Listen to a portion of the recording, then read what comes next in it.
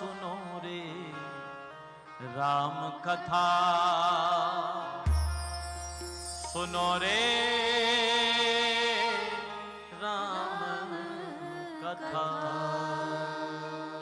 वेद की रीति और नीति समाप्त ना होने पावे, ये यज्ञीय संस्कृति समाप्त ना होने पावे, इसकी रक्षा के लिए मुनि विश्वामित्र श्री रघुवीर को राजा दशरथ से मांग करके ले गए हैं। और माताओं बहनों धर्म प्रेमी बंधुओं, मैंने कल निवेदन किया था कि अयोध्या से निकलते ही उन्होंने 2 विद्याओं का अध्ययन श्री राम को करवाया है। ताड़का रास्ते में मिली, उसका वध श्री राम ने किया है। और फिर मुनि विश्वामित्र श्री राम को सिद्ध आश्रम में जब ले गए हैं, तो श्री राम को वो सीधे यज्ञशाला में नहीं ले गए हैं, वो भगवान श्री राम को अपनी आयुध निर्माणी में ले गए हैं, ऑर्डिनेंस फैक्ट्री में ले गए हैं। और वहां पर ले जाकर के श्री राम को अस्त्र शस्त्रों से सुसज्जित कर रहे हैं, महादिव्य दंड चक्र प्रदान कर रहे हैं, ब्रह्मास्त्र प्रदान कर रहे हैं, अग्नेयास्त्र प्रदान कर रहे हैं, मोदकी और शिखरनी नाम की 2 गदाएं प्रदान की, एक चमचमाती हुई तलवार प्रदान की है।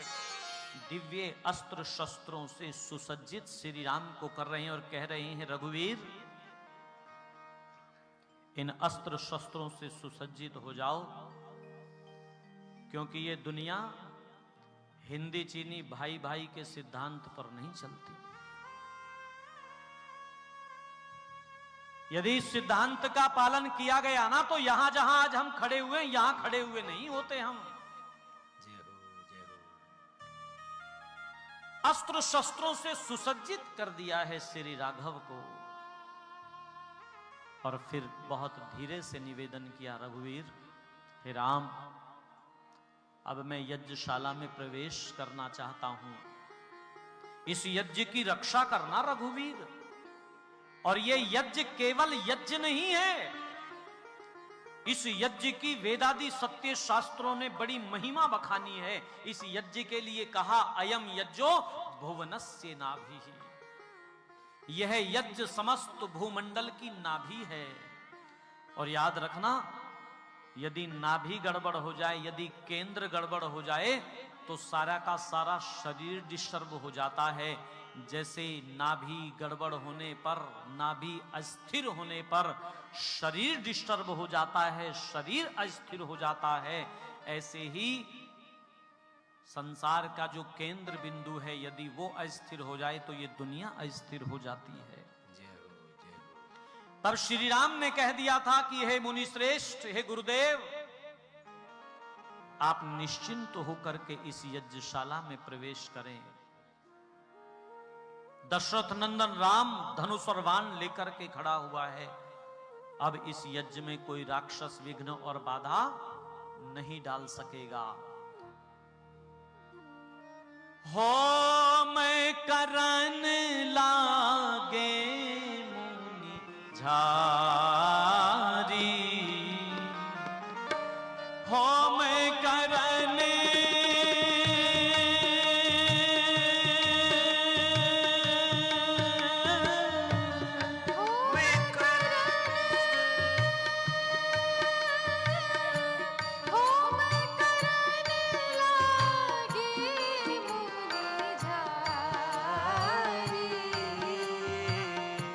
आप रहे मख की रखवारी,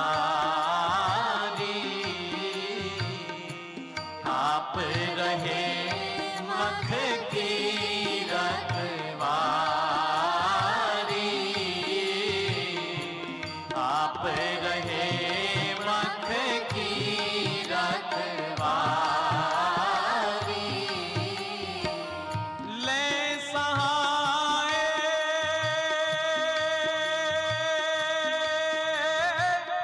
ले सहाय धावा मुनि द्रोही,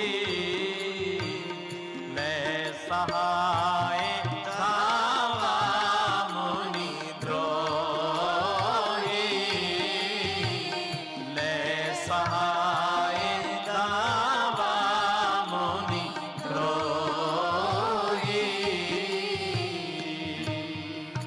यज्ञ की रक्षा के लिए श्री राम सज्ज होकर के खड़े हो गए हैं। अब कोई राक्षस इस यज्ञ में विघ्न और बाधा नहीं डाल सकेगा मुनि श्रेष्ठ। कोई राक्षसी विघ्न और बाधा नहीं डाल सकेगा। स्वाहा स्वाहा की ध्वनि से वातावरण गुंजायमान हो उठा। और याद रखना, ये जो स्वाहा स्वाहा की ध्वनि है ना, ये सज्जनों को अच्छी लगती है, दुर्जनों को अच्छी नहीं लगती। सुनी मारीच निशाचर क्रोही, ले सहाय धावा मुनि द्रोही। मारीच और सुबाहु नाम के राक्षस जो हमेशा विघ्न डाला करते थे, आज भी दौड़े चले आए।